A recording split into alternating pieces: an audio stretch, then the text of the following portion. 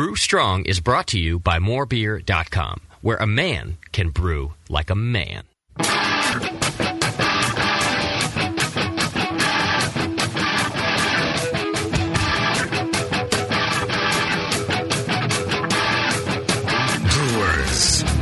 it's time for the beer radio you've been looking for. This is the show that dispels myths, tackles the toughest topics, and makes no apologies for geeking out on beer. Hosted by two guys that drink before they think, Jamil and John Palmer. This is Brew Strong.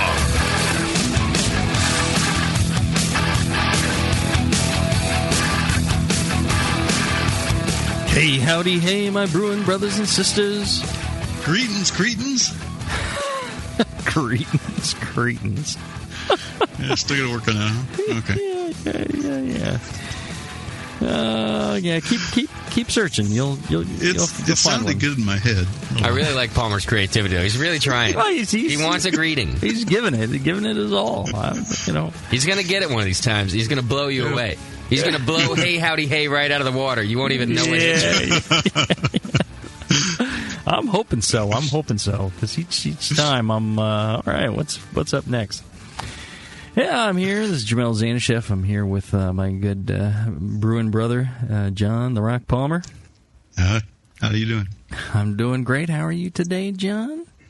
I'm good. I'm on my second bottle of Firestone Pale Ale, Pale 31, and life is good. Right. With beer, life is good. Very, very simple equation. Without beer, life is bad. Very bad.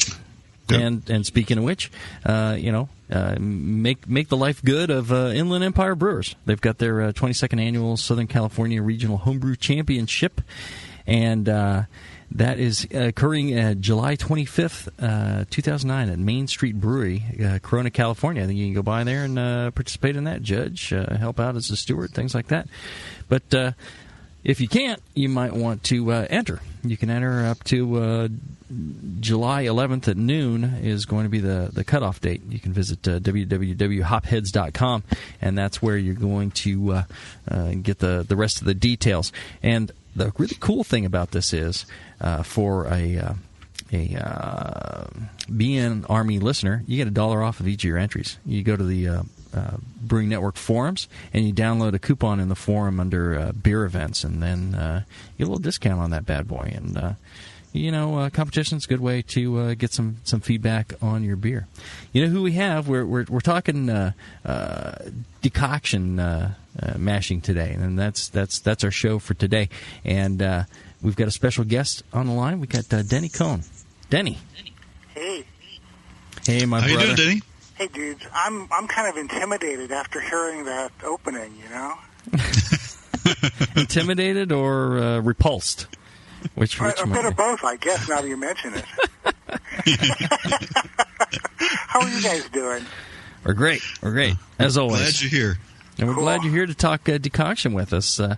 This is an interesting subject with a lot of controversy. You know, I've said myself, I've done some decoction, but I didn't really experience a whole lot from it, so I kind of gave up on it. And I didn't think it was really worth my time. But there's other people out there that they swear by it. That decoction. A good friend of mine, Harold Gobranson, he says the only way you're going to make a great German Hefeweiss is through using decoction. And I tell you, Harold knows a thing or two. And when Harold says something, with that kind of conviction, I tend to believe what he says. So I even put it in the book. Harold says, do the decoction.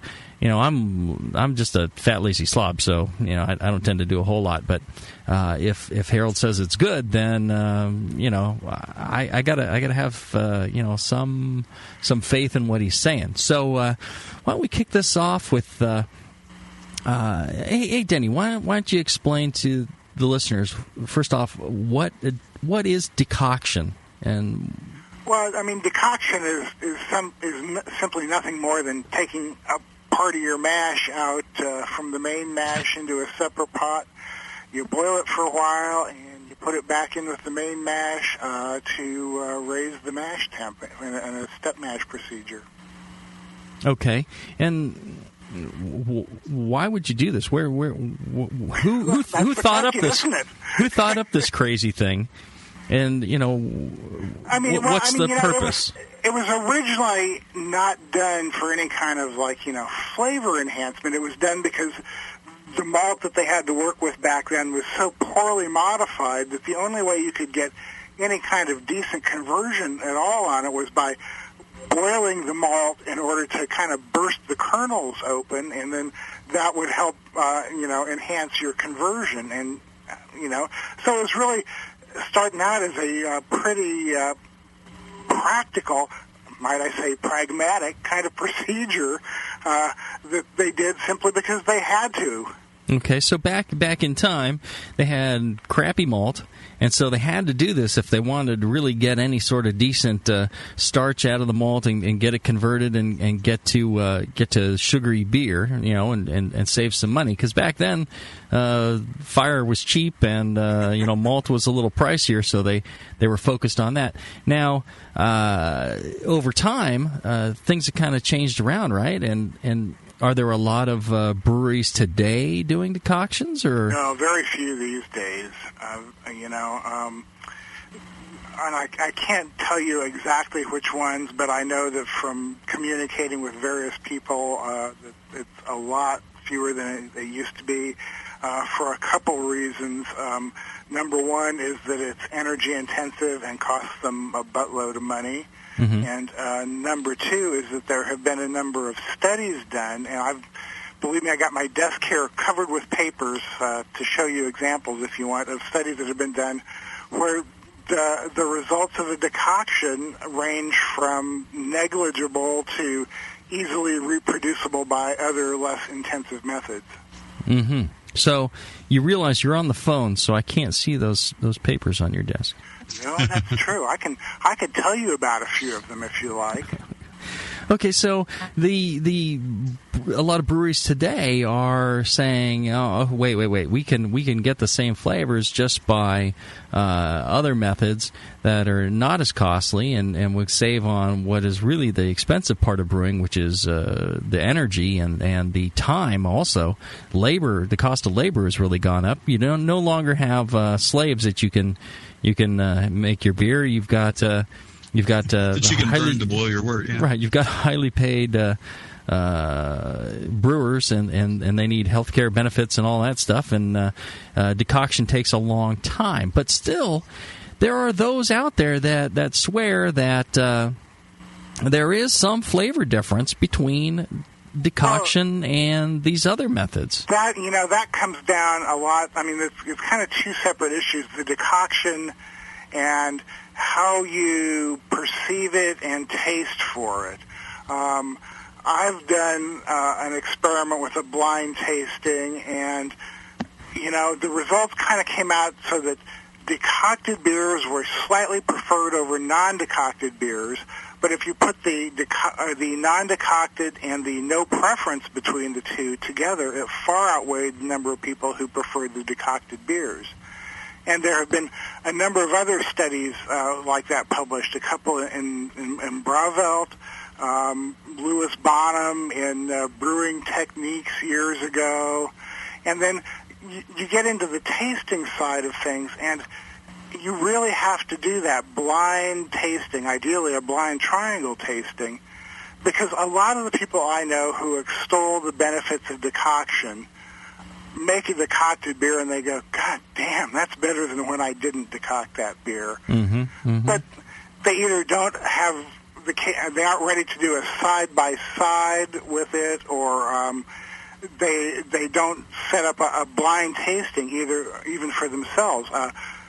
My questioning of this came about because I had two versions of the same beer, one decocted and one non-decocted, and I got them mixed up. Mm-hmm. Before that, I had been a firm believer in decoction. When I first, about 1999, Michael Lewis published a study that he had done that kind of questioned the benefits of decoction, and although I had never done one at that point, along with all the experienced homebrewers I knew, we all just poo-pooed the whole thing. Oh, yes, of course, decoction makes a difference, right? Mm-hmm. So, fast forward years later, I have these two beers. I run out of one keg, put the other keg on tap, and realize I can't tell which is which. So that's when I kind of like started looking into this thing and realizing that the way you taste the beers makes a huge difference too. Mm-hmm.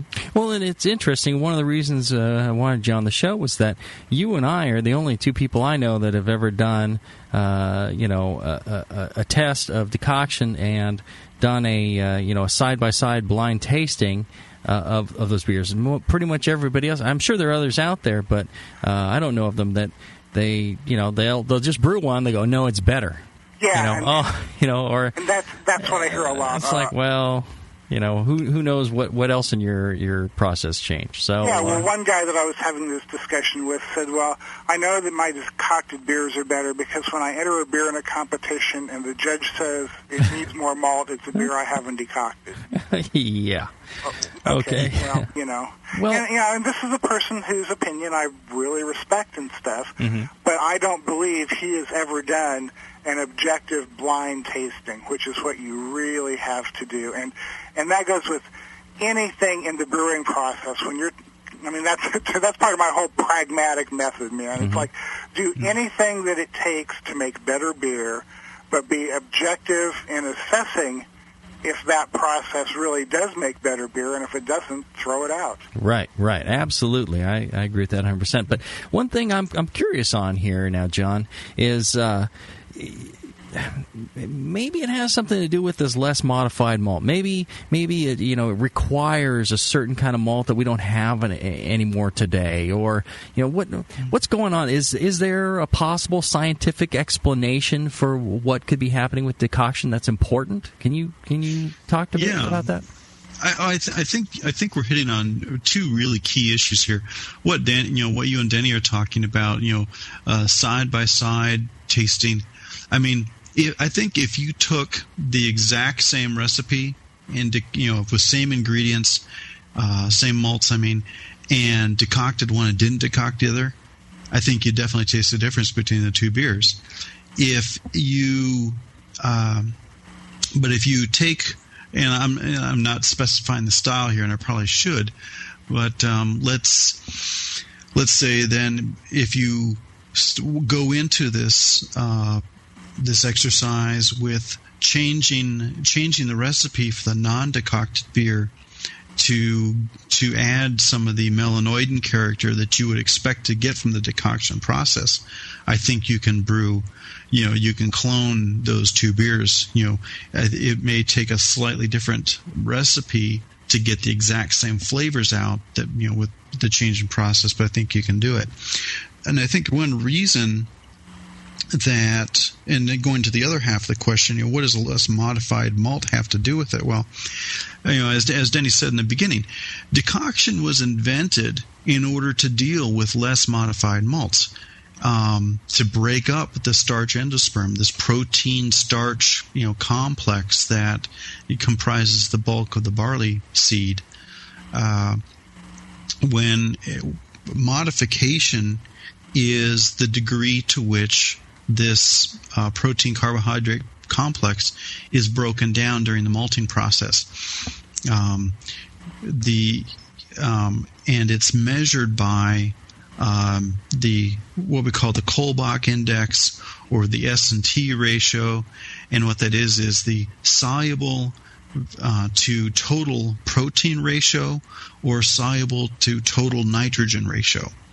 And the reason for that is, when you talk about breaking down this endosperm, what the enzymes, the proteolytic protein enzymes in the kernel, are degrading the proteins. They're making large insoluble proteins into smaller, more soluble proteins.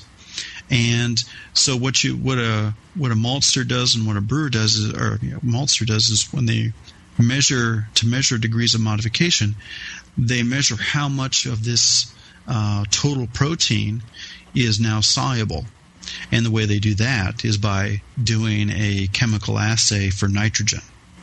So that's different malt sheets that you'll look at. You'll see the the nitrogen ratio or the protein ratio or the Kolbach index. They're all the same number. They're intended to convey the same information, and that is how much modification, how much breakdown of that protein starch complex has occurred.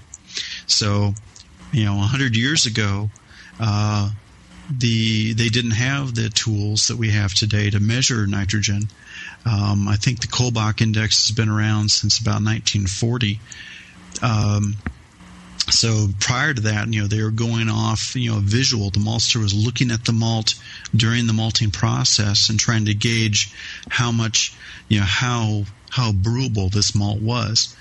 And typically, those malts were only like 30 to 35% modified. That is 30 to 35% soluble to total protein ratio. And with that degree, you needed to boil the grist, I should say, to help solubilize the carbohydrates, to break them down and make them more enzyme accessible.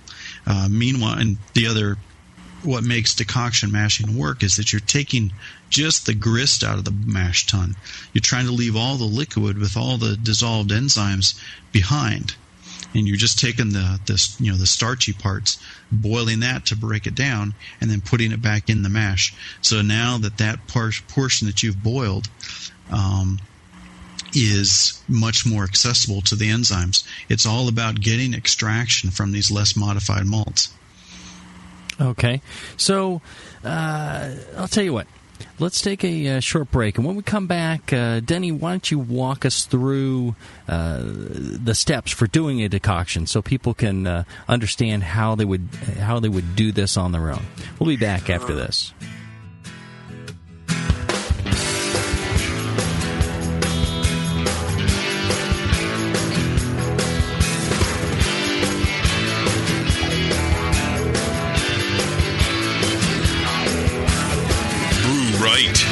Brew smart.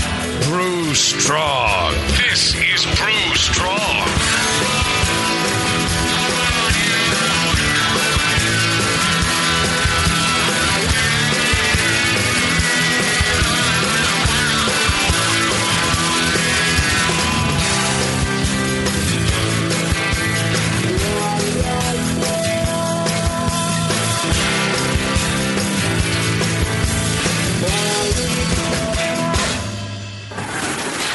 Hey, Push, the new brewery's looking good. Thanks, Finn. Piece by piece. Well, let's fire her up. Whoa! Is that a new kettle? Yeah, just got it brand new, but paid half price. What? And that blade scale? 40% off. The new tap handle? $5 instead of $13. Got a new regulator for the brew stand, too, but $5 instead of $25. Dude, where are you stealing all this stuff from? Where else? The More Beer deal of the day. Announcing the Beer, Beer, and More Beer deal of the day. Every day, a new fantastic deal from big items to small that will blow you away. Boil kettles, carboy carriers, sterile siphon starters, digital timers. Watch morebeer.com every day for a new deal, and you just might find the item you've been waiting for at a price you cannot believe. Hurry, because stock is limited on most items. And that sweet Guinness cap, let me guess. The More Beer deal of the day. Yeah, I knew it. Come on, let's brew something. Find the More Beer deal of the day at morebeer.com. Celebrity voices impersonated. Downtown Joe's, located in the historic Oberon building in beautiful downtown Napa, California, offers an award-winning brew pub experience from 8:30 a.m. to 1 a.m. every day. For 15 years at the corner of 2nd and Main, Downtown Joe's has been voted Best Night Spot 7 times and Best Brew Pub for the last 4 years in a row. Brewmaster Colin Kaminsky's handcrafted ales, like his Tailwagon Amber Ale and Catherine the Great Imperial Stout, are the perfect accent to riverside dining, live music, and a relaxing outdoor patio. Don't miss the Beer of the Month, special rotating taps, and happy hour all day Mondays. Visit downtownjoes.com to make reservations, peruse their extensive calendar of events, or just read more about their fantastic beers. Come enjoy the fine beer, food, and music. Downtown Joe's, the award-winning brew pub where you'll feel at home. Organic ingredients. Fresh, clean, good for you, good for the planet. And Seven Bridges has the best selection in the world. Everything is a click away at breworganic.com. Join the mailing list for special deals and regular updates about new products and specials. They have been brewing organic and serving organic brewers for almost 12 years. They can help you brew great organic beer. Check out their huge 11th annual summer sale. Everything organic is on sale until July 15th. Save 10 to 50% on all organic malts, hops, adjuncts, spices, and green coffee for home roasting. Shop early for the best selection and best deals. Seven Bridges is the host and promoter of the National Organic Brewing Challenge, the only BJCP-sanctioned nationwide brewing competition just for organic beers. Take the challenge this fall for a chance to win great prizes, including a hands-on brewing experience at an organic brewery. Seven Bridges. Visit today at breworganic.com. Hilo, what's it feel like? Take awesome and multiply it by 2. Yeah! Spraying live beer radio all over your face. Can't get any better than this, baby. It's the Brewing Network.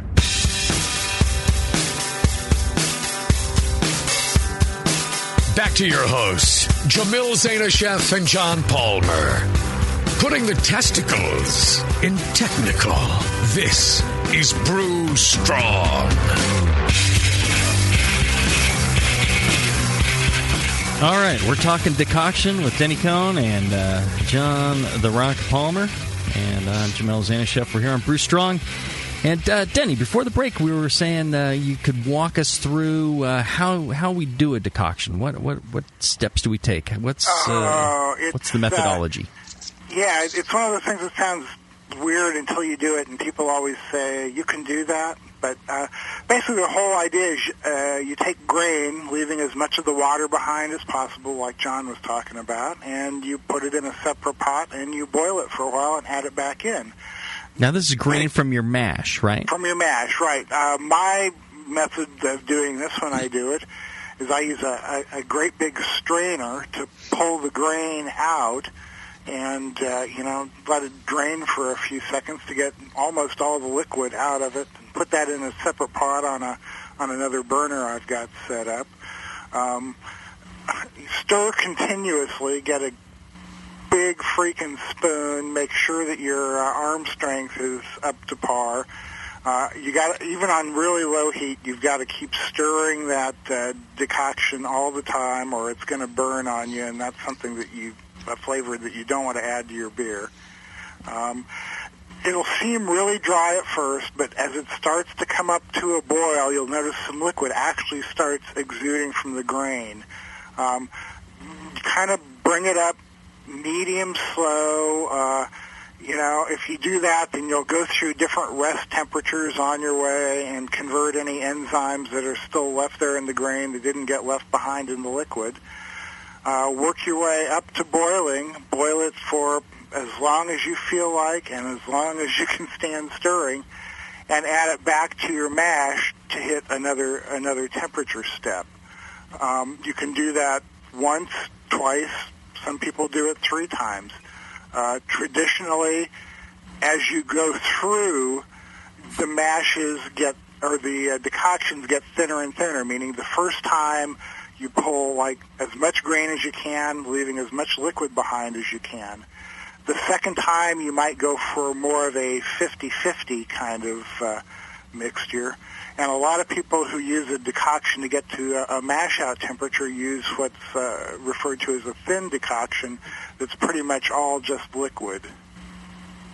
Now, what about that's interesting. What about the mini masher out there? Can somebody doing a mini mash with a bit of base grain and the rest being extract? Can they do a decoction, you think? I suppose if you were crazy enough to want to try that, there is no reason you couldn't do that. No, well, crazy. That's our listeners right there. That's our prime demographic. I don't mean to encourage them then.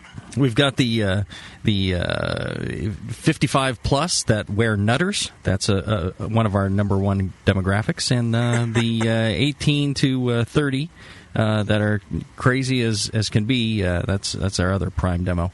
18 to 30. I don't even remember that. 18 to 30 Criminally Insane. That's one of our demos. New ratings book come out, by the way. We're number one with 18 to 30 Criminally Insane. All right, so for the Criminally Insane, how about even this, John? If you're trying to develop melanoidins, and melanoidins are from proteins that are going to be heat Maillard and moisture and the Maillard reactions. Now, what about if you're an extract brewer and you got just specialty grains? Can you do it there? I mean, or could I take my extract, water it down a little bit, and maybe throw in some flour or something? I mean, what are the options here? You could do it that way. I mean, if I was criminally insane, I could do it. Yeah. Yeah. But, as a brewer, you're looking, the reason you're doing a decoction or the reason you're brewing a beer style that has traditionally come from a decoction mashing method is because you're looking for a malty beer. We're talking Bock. Assuming that a decoction, of course, actually produces that. Yeah. Yeah, we're looking for a Bock beer, a double Bock, Oktoberfest, I don't know. Yeah, different styles. Hefeweizen is another one that's traditionally produced by decoction, but you're looking for a malt-forward beer. And depending on the character of that flavor, in a Hefeweizen, you're not using any specialty malts. You're not using any dark malts with a darker bread crust toast kind of flavor, or not toast, but a rich bread crust kind of flavor. You're looking for the lighter, bready, light toast kind of characters out of that decoction. So you don't, as an extract brewer, you wouldn't want to use any dark malts. You could try browning some flour, I suppose, and adding that to a mash. But mash or something. Yeah, it's going to call for a lot of experimentation, I think, to really avoid going overboard on that kind of character. Yeah, that's always the hard part there. Yeah, and I think one other point to bring up is that for a beginning decoction masher, you've got to understand that there's a trade-off between malt modification and the amount of soluble protein that's available, your boiling time, and how much of the Maillard reactions that are going to occur, how much melanoidin character, and the degree of that character that you're going to develop, or how dark those Maillards get. I mean, you can start out with 100% Pils malt and do a decoction. If you boil those decoctions long enough, you're going to darken that up. You're going to end up developing some of these deeper, richer melanoidins that really are probably not appropriate for a traditional pale lager style, if you see what I'm saying. And especially if you use today's highly modified Pilsner malts, where the degree of the Kolbach index is around 44 or 45, there's going to be so much more soluble protein available in that mash for Maillard reactions and melanoidins that you're not going to want to conduct a decoction for very long. 10, 15 minutes versus, say, half an hour or longer for a less modified malt will get you the same degree of character out of that boil. Do you see what I'm saying? Mm-hmm. Yeah, and and we should probably point out, too, that almost any Pilsner malt you buy, because I'm sure you guys get this question as much as I do, almost any Pilsner malt you buy these days is going to be well modified. Right. There's only one I know of that's not, and that's Brees Pils malt. And that one is specifically made to be less modified at about 37, 38%. Yeah. Yeah. So that one, that malt you can use for a longer, more traditional decoction. If if that's the kind of beer that you're looking to make, then I would recommend using the Briess Pils malt. Munich malt is also another malt that is less modified. It's also around 37-38% in terms of the Kolbach index, and so if you're doing decoctions or with Munich, and then you can, because it has that lower modification, you can give it some longer boils and develop with a longer boil, develop some of the rich melanoidins that you want. Now, if you're using a more highly modified Munich, or again, look at the Kolbach index as an indicator, you may want to cut that boil time down to avoid going overboard. Now, earlier you're saying that identical recipe, one decocted, one not. You'd taste definite differences between the two. How do you explain the results that Denny's getting and that I got on our side-by-side tests? Yeah, because if I can say with all due respect, John, in my experiment, it was the exact same recipe brewed both as a decoction and either as a single infusion or a step mash, and the results just did not bear that out. Interesting. Now, what style of beer was this?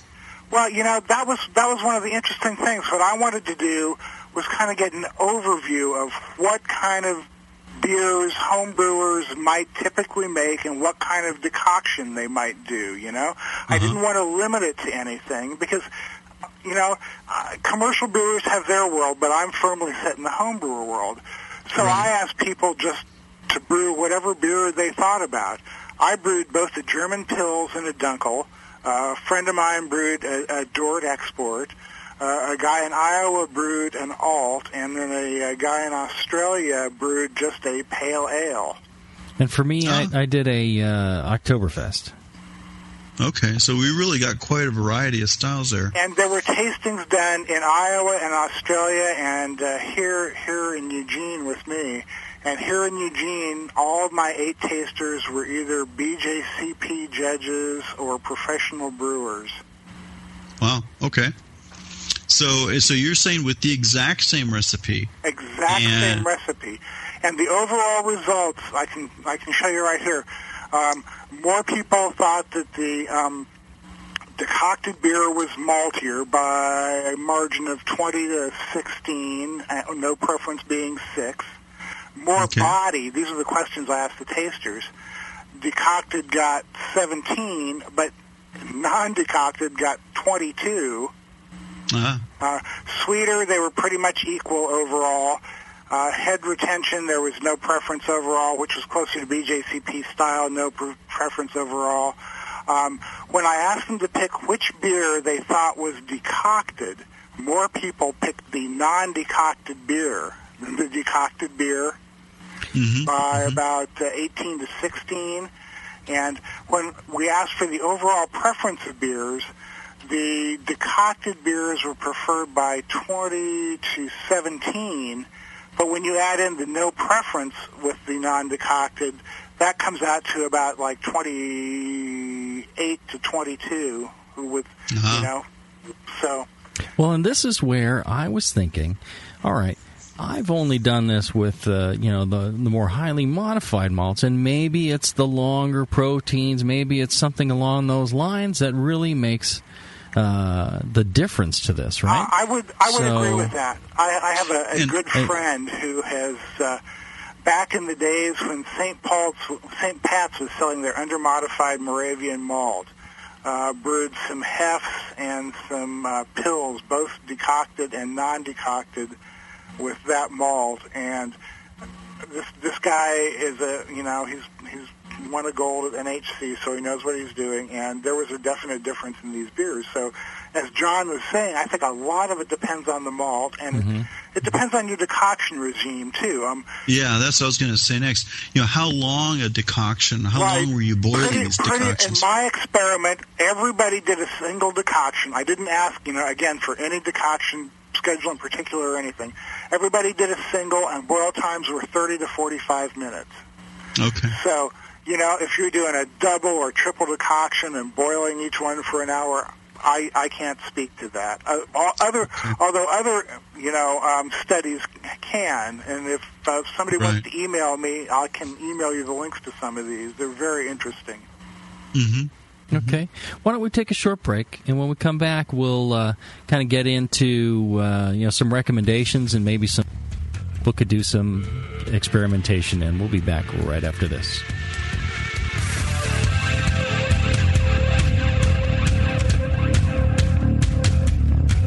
Keep your carboy cap on. This is Brew Strong. We'll be right back.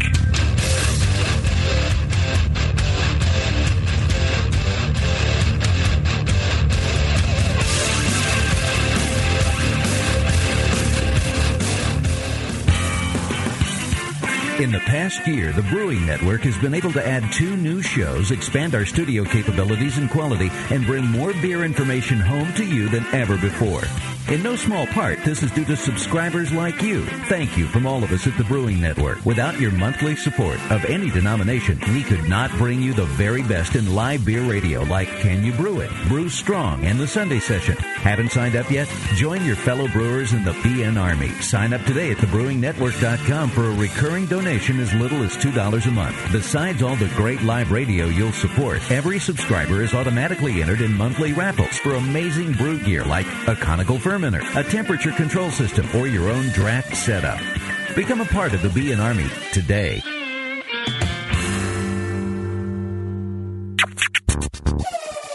Nico, listen, our lawyers said that we had to do this for 1 hour, and after this, we don't have to talk to each other for 3 more months to the next meeting. Kids, come on, let's get out of here. I'm supposed to have more lines. I'm the professional. Hey, it's Sully. And I'm Nico. And we opened the 21st Amendment 9 years ago at 563 2nd Street in San Francisco, just 2 blocks from Giants Park, to make great beer and have a great time doing it. That's right, because to us, the 21st Amendment is more than just the right to make beer. It's the right to experiment, to be innovative, and just do things differently. And so now, we're putting our craft beer in cans. That's right, cans. You can find our world-famous Hell or High Watermelon Wheat Beer and Brew Free or Die IPA throughout California and Alaska. And now it's also available on draft at select accounts in the Bay Area. So next time you're at your local neighborhood pub or good beer store, be sure to ask for 21st Amendment in cans. Because everyone likes it in the can. Tasty crack cans. Tasty crack cans. BN Army members, are you looking for a discount on hops? Keep listening. Nico's Homebrew Supply at nicobrew.com has hops by the ounce and by the pound. Choose from varieties like Amarillo, Centennial, East Kent Goldings, Hollertower, Simcoe, Summit, Tomahawk, Warrior, Willamette, and more. And adding new varieties all the time, many for less than $20 a pound. Whether a couple ounces at a time or an 11-pound bag, all hops are shipped vacuum sealed and frozen straight to you. Nico's Homebrew Supply offers store-wide $5 flat rate shipping and won't waste your money on unnecessary overhead or advertising. They're going bare bones and passing the savings on to you. The staff at Nico's Homebrew Supply loves to brew and is committed to keeping homebrewing affordable and accessible to anyone who wants to join in this great hobby. And for a limited time, use coupon code BNARMY at checkout for a Brewing Network discount. Visit nicobrew.com. That's Niko brew.com for your hops and more. nicobrew.com, your bare bones buddy in the brewing business. White Labs, your source for maltose mowing monsters, announces the White Labs Platinum lineup for 2009. Looking for out-of-the-ordinary yeast to make the best beer possible? The Platinum strains from White Labs are only available for a limited time and make your homebrew stand out. Through February, find Australian Ale, Essex Ale, and Dusseldorf Alt yeast. March and April, it's Nottingham Ale, Abbey 4, and Mexican Lager yeast. And May through June, don't miss Premium Bitter Ale, Belgian Wit 2, and Belgian Bastogne Ale yeast. Keep up with all the great yeasts in the White Labs Platinum program at whitelabs.com, where you can also join the White Labs Customer Club. Brew with the freshest and most unique yeast with the White Labs 2009 Platinum strains. White Labs. It's all in the vial. Okay, I rolled a 15 and I get a +2 from my yeast starter. Nope, sorry. You failed your roll. Your beer is infected. No way. You had to beat a 24. It's schizosaccharomyces. This sucks. I just failed versus oxidation. Our party is fracked. Doug's the only one left, and his beer is a Berliner Weiss. What's this? A tea party? Hey, this is a brew session, man. Get lost. Is that an actual beer? Yeah, I crafted it. I don't really use the dice anymore. I'm a 10th level beer nerd. Are you a 10th level beer nerd? Does your significant other know the difference between an Irish red ale and a Flanders red ale? Do you burp, strizzle, spalt, and fart Y Yeast 2308? Then you're in good company at Northern Brewer. Northern Brewer has all your beer nerd needs, ingredients, equipment, and knowledge 24 hours a day at northernbrewer.com. Plus fast, cheap shipping, only $7.99 for the contiguous USA. And check out Northern Brewer's huge selection of dorky beer kits, including the socially awkward Patter's beer and the sci-fi convention showstopper number 8. Make 10th level at northernbrewer.com. You're listening to the Brewing Network.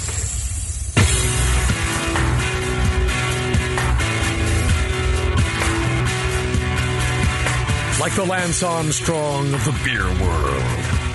Except for that nut thing. This is Brew Strong. Okay, we're back. We're talking decoction. We got the decoction battle royale going on between two heavyweights, Denny Conn and John Palmer. No kidding. You guys both need to lose some weight. All right, so before the break, we were talking...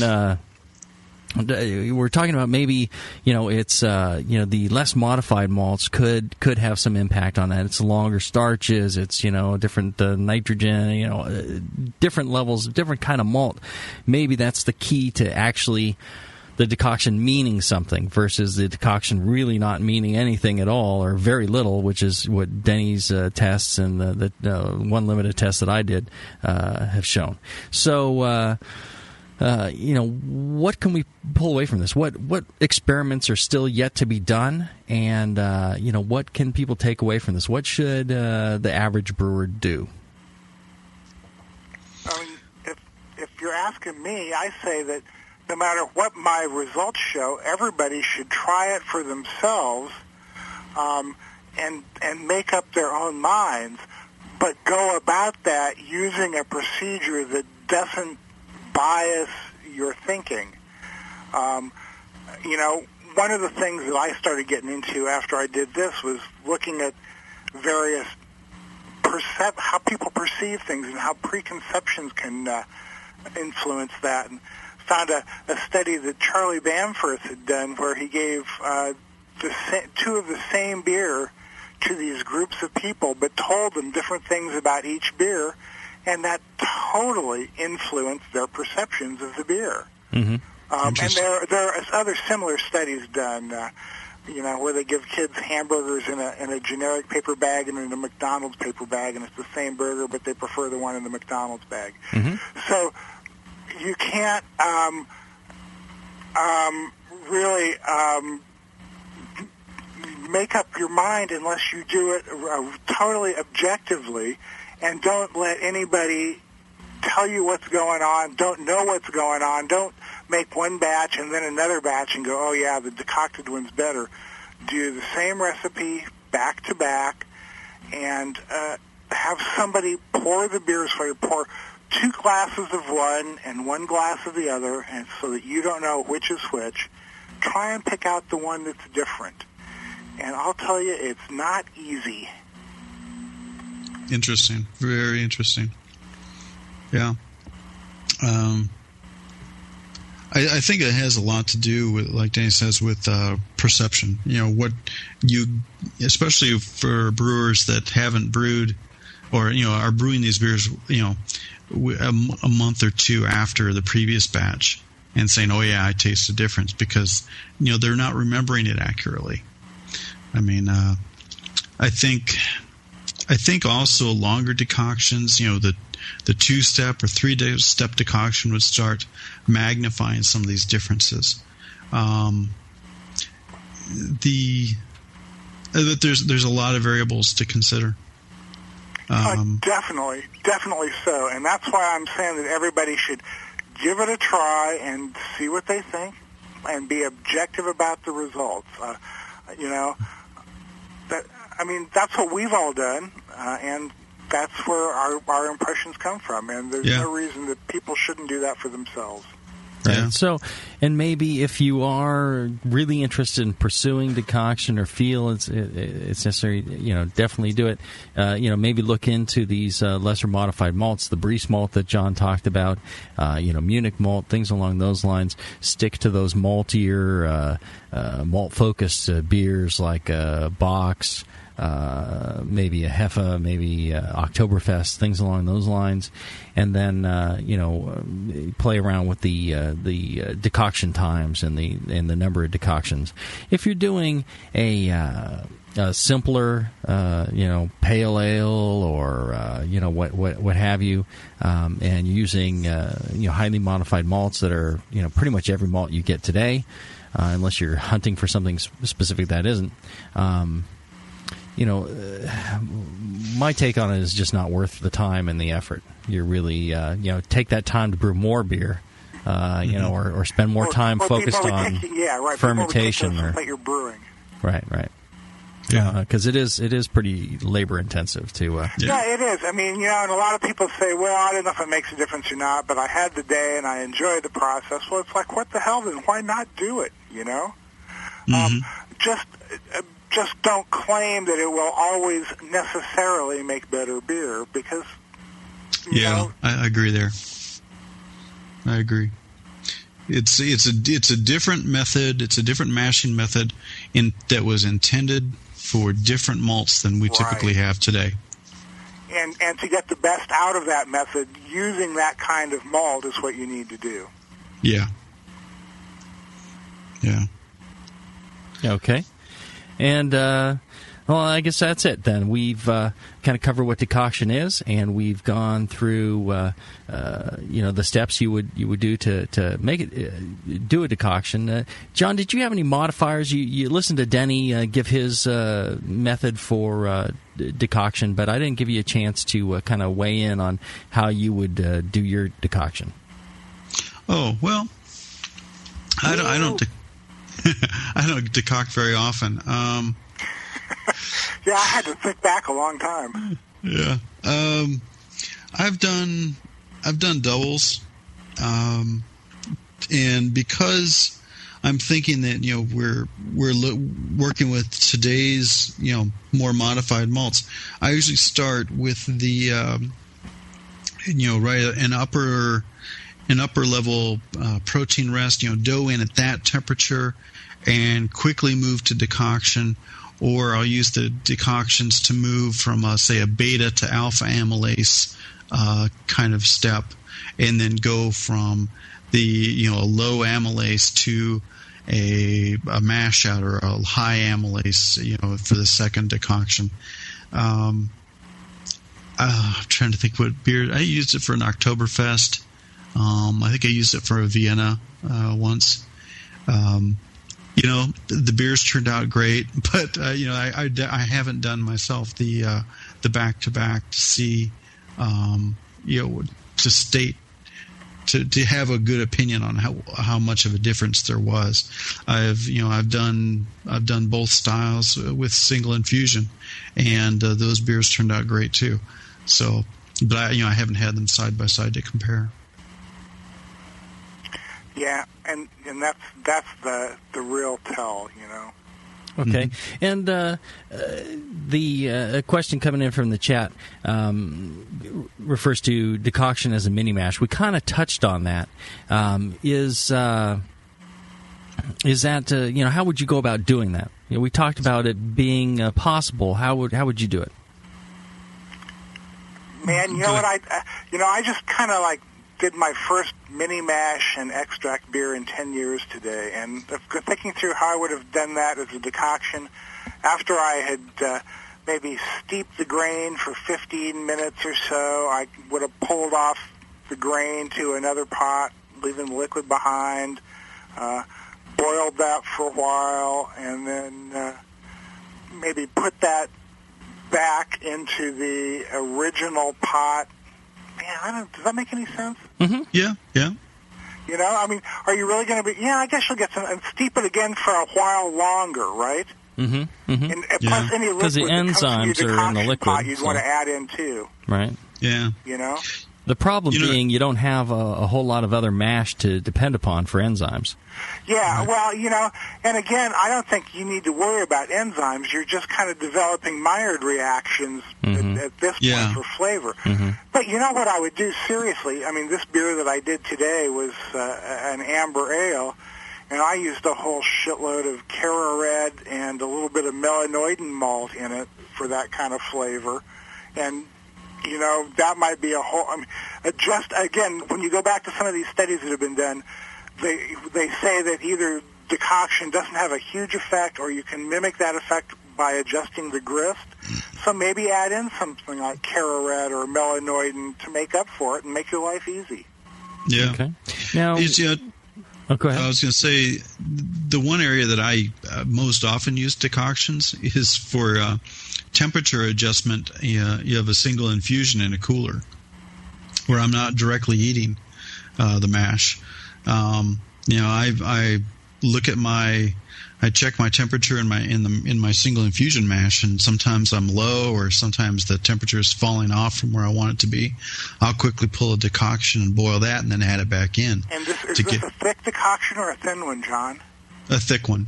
A thick one. Yeah, and it's, you know, depending on where I am in the mashing process. If it's toward the end, then I'll grab a thinner one, because you know, most of my conversions happened or should have happened. Me being the pragmatic guy, I would just toss in a bit of boiling water. Yeah, I think sometimes I've done it. I feel like I have enough water in there. I just want to, you know, use the grist instead.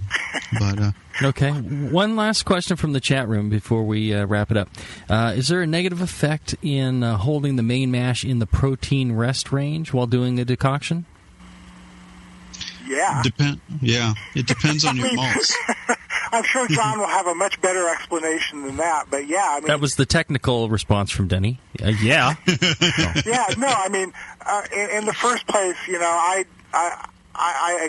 believe that there's very, very rarely any reason to do a protein rest in the traditional temperature range of, like, you know, the 122, 125, and unless you have malt that specifically requires it. If you're going to do something, at least go up into the 130s. But again, since most malts are highly modified, it's going to be malt dependent, like a decoction, and with a well or highly modified malt, you certainly don't want to hold a protein rest more than, say, maybe 10-15 minutes, in my opinion. Right.